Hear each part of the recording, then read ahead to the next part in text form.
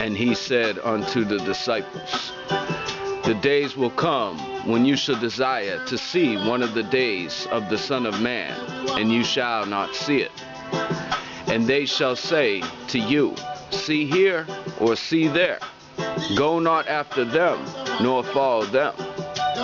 For as the lightning that lights out of one part under the heaven shines unto the other part under the heaven, so shall also the Son of Man be in his day. But first must he suffer many things and be rejected. Rastafari. Greetings, giving thanks for our supports. Headline of the time. So they writing about ISIS now. They got a book. You know, they got a lady. They're gonna pay for her to go up to a ski resort and spend a few months and write a book. Of course, it's going to be channeled in the direction they request. And how do they do that? Well, it's not a conspiracy. They don't sit down in a room and say, look, we want you to do this way, this way. They use digitalization. They understand where these people's minds are at. Yeah, through what they search for, through all the documents they have saved on their computer, through their writings, through their interests and all these kinds of things. Very easy for them to kind of custom tailor their workforces, you know, by pre-selecting those that they know are going to serve in their interests. And of course, when I say they, I'm always speaking about Babylon. So they got the lady, she's going to write the book. Basically the theme is that the ISIS is no longer a terrorist organization. They're a state now. This is a serious deal. This is like a country now that we're fighting against. They never sat down and for one, even agreed with one another about what their objectives are. Probably much more than half, but you got a bunch of these fighters who have just been drawn, and they really have no clue about what they're doing, who they're working for. They might think they know, but they don't actually know. If you look at the reality, you know, I mean, you don't have to have a second-grade education to understand that these groups are backed by intelligence. There's no way they can accomplish everything they have without a major source of intelligence behind them. Okay, you're talking about, here's a group who has mastered social media. Okay, Al-Qaeda never mastered social media. Hamas, Hezbollah, all these groups that are designated terrorist organizations that have been around for decades have not mastered social media. And is it really hard to master social media? You know, they try to frame this group out to be some sort of a real threat because they're experts at social media, and you know, they have all these tricks up their sleeve. They know how to attract attention. Well, there's other beheadings. Let's take the cartels, for example. There's other beheadings on YouTube. Do they get the same attention from Fox News? Do they get the same attention from MSNBC or any of these other news organizations? Have they? No, of course not. So it's not just that these people are experts behind social media because they know how to film somebody talking in the camera. It's that this is the CIA.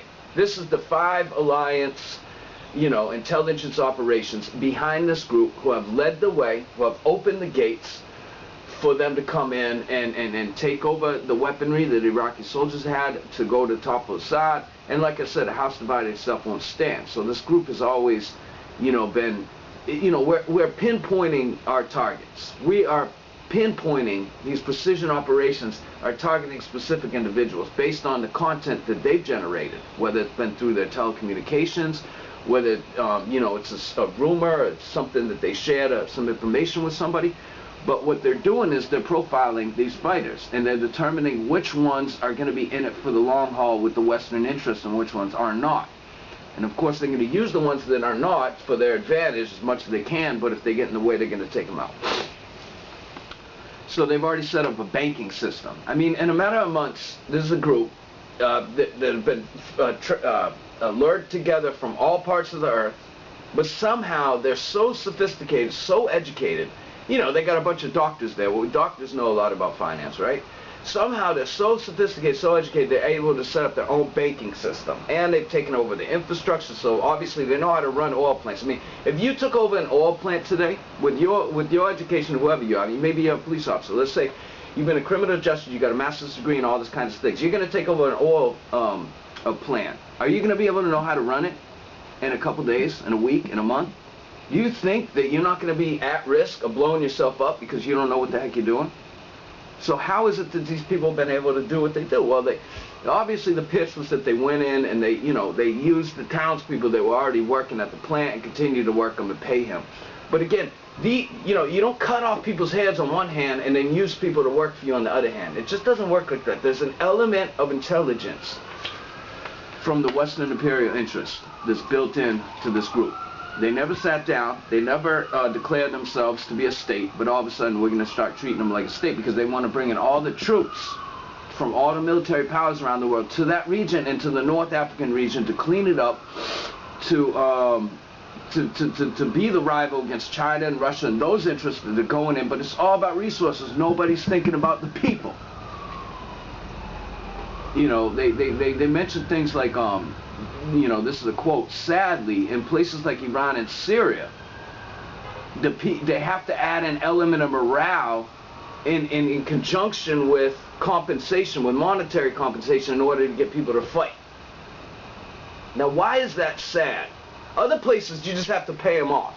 But, quote unquote, according to NPR the other day, the woman that was on there that was speaking said, sadly, in places like Iran and Syria, you have to add an element of morale on top of compensation to get the fighters to fight. They say they can easily pay off fighters from Sierra Leone. So that's not sad. That's a great thing because they're easily able to pay them off because they're impoverished in their life. They have nothing to lose.